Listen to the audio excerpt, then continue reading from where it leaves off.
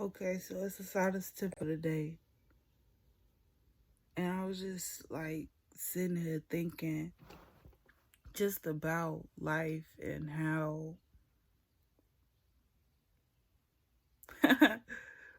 Rod Wave's lyric is in my head. I just said this to my dad the other day. Life is like a chess game. One wrong move, it can cost you. And it's like we tend to miss out on opportunities, wanting to stay in place to that opportunity that we want comes our way. But it's like, how do you know that that opportunity that you just turned down is the one that you've been praying for? And then the one that you want is really the distraction. Who? That's something to think about. Because a lot of the times we be distracted, our minds tend to focus on the things that we want, the things that we see, the things that society, that's acceptable to society, to our belief systems, I'm going to say, instead of society. Our belief systems. And our belief systems, I like to say, I heard someone say belief system, belief system BS. To me, I look at belief systems as bullshit. That's BS bullshit. I look at it's the same thing to me, cause that's what it is. In a way, because no, that's what it is. In my head, I don't care what nobody else say. Belief systems are bullshit. But anyways, like life is like a chess game. One wrong move, it can cost you. Like when you switch off your survival mode, you begin to live. You begin to live in ways that you could never even imagine. Like you see things because you see things for what they are and not what you want them to be.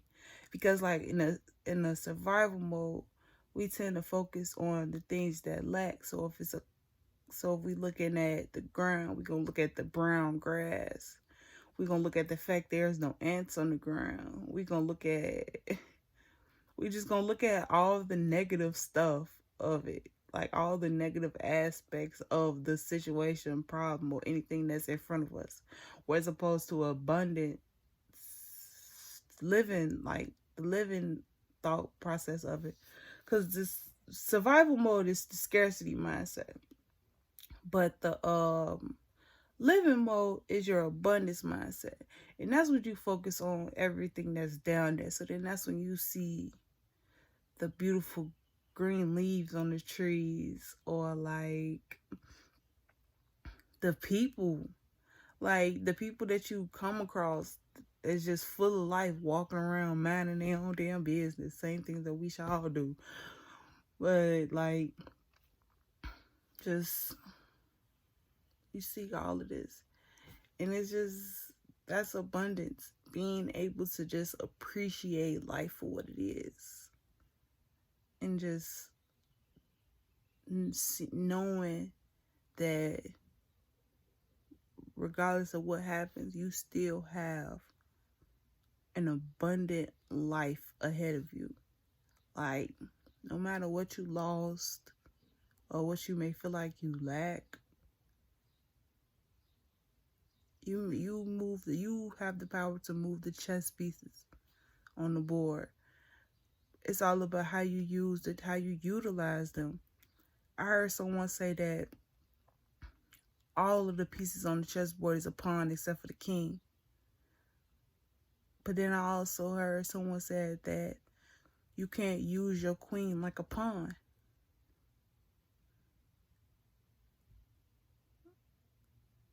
Then I also heard someone say, be mindful of how you utilize your pawns.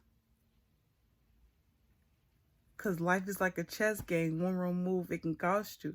So it's like, it's all about your mindset. Everybody think differently. Like, I heard 3 different people say 3 different things on how to treat that game of chess. And the only way to do it is to adapt to what's being done already.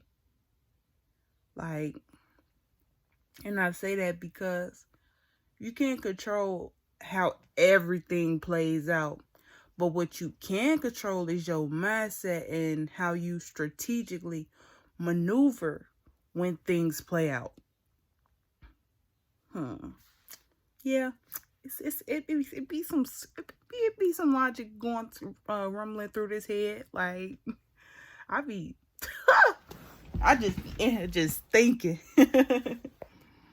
But like, man, life is something. Like I love it. I love just like ever since I've been conscious of just everything, I've been taking everything with a grain of salt and dissecting it in my head. Like I literally lay here, stare at this ceiling, cause I got a map on my ceiling. I stare at the ceiling and just think, cause like a lot of times we don't do that. Like it makes tough because I said this to a lot of people and they just look at me like I'm weird. Like no, I literally sit here and I look at the ceiling and I think about what's going on through my head and I just be here. A lot of times I pick up my phone and I'm actually getting out of that habit, but I just sit up here and think and I just let my mind wander because like if you don't allow your mind to just flow every once in a while, then it'll get everything up there get jumbled, and then you won't be able to see clearly, and it'll honestly become stressful. I know, at least for my mind, because I can't speak for everybody else, but I know for this noggin, I gotta do this. Okay. But that's a big part in my mental health and me realizing that about myself. Like, and that's something that we as people need to understand. Like, you do what works best for your mental health. Don't let these people think that you gotta take pills and need all these little things and gadgets and thrills and all this other stuff to take care of yourself. Like, no. All you need to do is to listen and pay attention. That's it. And you will find out exactly how you can heal and take care of yourself. Like, you don't need to go out there to figure out what's in here. Rhapsody said it best. Haters can never stop what's in store. Because anybody else that's telling you something, people can give you advice, yes. But most people may project their hopes and fears onto you. So why, me personally, why listen to them at all? I feel like you should get your own understanding first. And then you go mingle with other people and you see what they think. And if what they think match what you think, then it's something to consider. Then also, like, if you're talking to somebody and they think the exact opposite the way that you think, that's also something to consider. Because they may see something that you don't. Yeah, you may have that idea. But if they're rejecting it, what about the idea is making them reject it is the question. So then you can see that silver lining that you may have missed because you became comfortable with the idea. Because a lot of times when we in our comfort zone, we don't see what other people see. That's the reason why we in this life journey together. Because me personally, I know myself. Other people may look at me and be like, but I know myself. They may be doing that because it's something about me that they see that reminds them of themselves, but also something that they see that reminds them of themselves that they want to tell me about, that they feel like I should know. That could be a projection. That could also be advice.